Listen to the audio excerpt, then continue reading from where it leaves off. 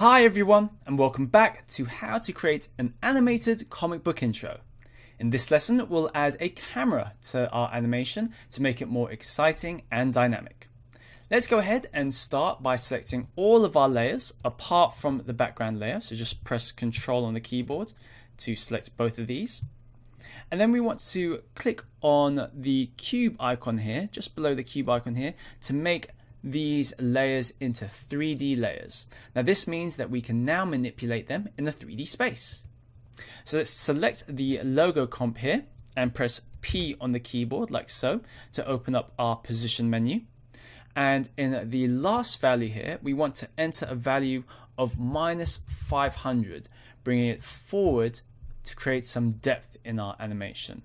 Now if we move forwards in our timeline here, we'll be able to see the change a little bit more clearly. So let's see that again. So at 0, this is what our animation looked like before.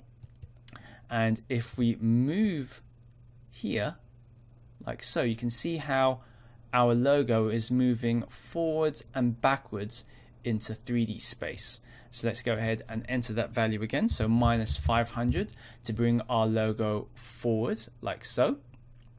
And now let's go ahead and make our logo appear smaller again as how it was by going into the transform menu here, and instead of entering a value for position, we want to go ahead and change the scale.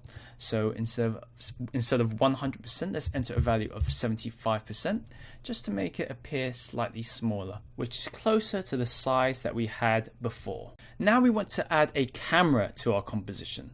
To do this, go to Layer, New, and select Camera. We're going to use the default presets for our camera and then click OK. And you'll see straight away we've got this new camera layer added to our composition. With it selected, press P on the keyboard to open up our position menu. Let's scroll all the way back to the beginning of our timeline. And from here, let's go ahead and click on this keyframe icon here to create a new keyframe, and we want to add a value here of -600 for the last value. Now you'll see straight away that it's affected our animation. We've zoomed right into our image here. So let's go ahead and scroll all the way forward to about 10 seconds in our animation. And in our last value here, let's make a value of -1200 to zoom a little bit back out. Awesome. Now, if we scroll back and forth in our timeline, you'll see that we've created this cool zoom out effect for our animation. Excellent. Now let's go ahead and open up the rest of the transform options for our camera and make a keyframe for the rotation at the beginning of our timeline. So let's make sure we select the right rotation. So we want to rotate our image in the Z-axis here, like so. So let's go to the beginning of our timeline, create a new keyframe for the Z rotation, and we want to change the value here to about +30, like so.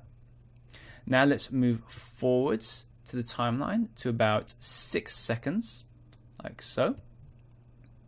And then we want to change the value here back to 0. Awesome. Now if we scroll back and forth in our timeline, you'll see that we've created this nice rotation effect to go with our zoom animation. Excellent. Now let's click on the play preview button here to play it one more time to see if we need to make any new last minute adjustments to our animation. Great. So that's it for this tutorial. Have fun creating your own animated comic book intros, and I'll see you next time.